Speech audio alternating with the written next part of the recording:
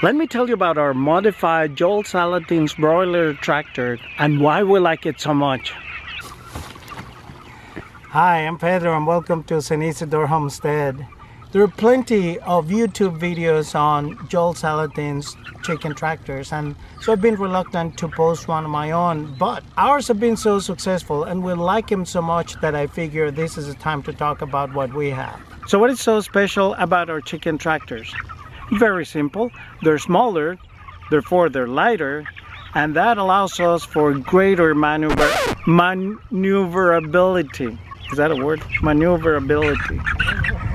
Hey Siri, is maneuverability a word?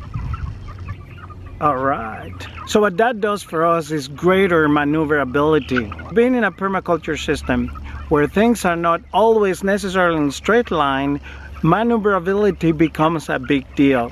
So right now, here we are in our orchard, and so we can bring the chickens and move them around and kind of navigate around trees, and then makes it so easy for us to move around.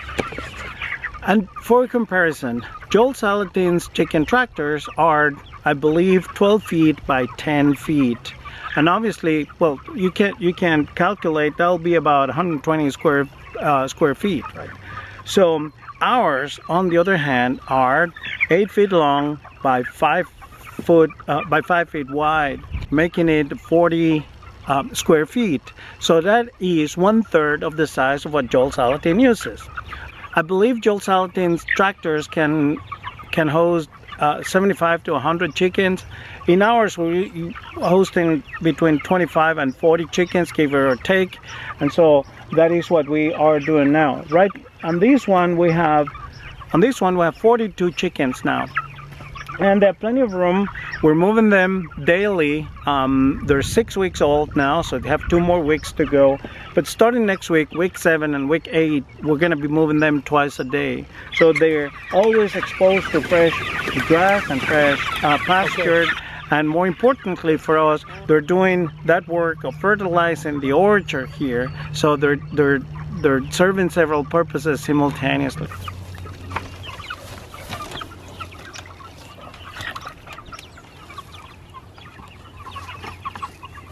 Over the years, we've experimented with several versions of it. This is one of the more recent versions, and we came up with this about maybe 4 or 5 years ago.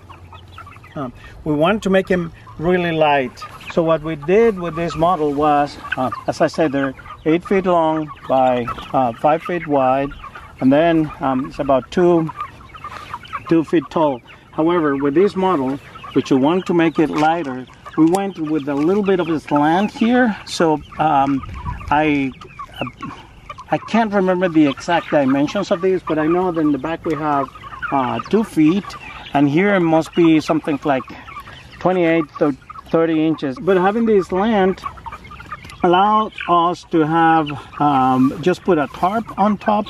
The whole structure is we put it some chicken wire wrapped around. There's no chicken wire on top. On top is just the tarp.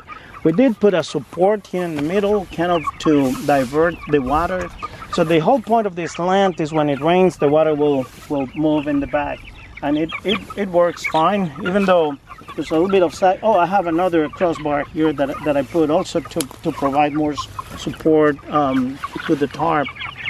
And so when it rains, and especially now that this thing has been in place for 3-4 years or so, with this sagging, we do get a little water that will puddle there. But you know, when we come in the morning, we just scoop it out or so. The good thing is that the water won't penetrate, and if it does, will be just a minor thing. The other element is how we access it, and so on top, and again, just trying to mimic kind of what Joel Salatin does, get this area here that's completely open, so chickens are exposed to sun when they want, and so 2/3 of the structure is covered, 1/3 of it is open, and obviously that is how we access it. What we did was created this frame on top that we can open up, and this is removable, obviously. So this is how we access them, that's how we feed them, and how we give them water. So it makes it really useful to access them that way. Again, everything is super light for this frame. I use just 1x1s. One thing that we did, and we have used this in the past, is I put this door here because I like to give them access to more pasture, especially the last week or so. And so what we will do is put an electric netting around and just open this door and let them free range during the day, and then put them back at night. Well, they're pretty good, and especially if you put the feed inside, they'll come back in. And so that way they have more open space, more room to enjoy the pasture and all that, and scratch and being happy and fertilize a larger area. That's been useful. All right, so this is the original version that we built. Kind of inspired by the Salatin model. We used tin roofing and so did that on the sides as well, instead of the tarp. So one interesting thing about this is that obviously it's sturdier than the other one. I think the tin roof kind of helps to keep things more stable. Everything else is pretty much the same. So with this one, obviously we still have the lid that will open just like in the other one, but something that is very convenient with this one, especially when we first move them out on that, or when we're going to process them, remove them altogether, is that the back I put a hinge here at the end. When we come back here, we can open this up, and then we have access to the chickens from here. This, as I say, is very convenient because you have access to them, especially when we're moving them or so. It's nice.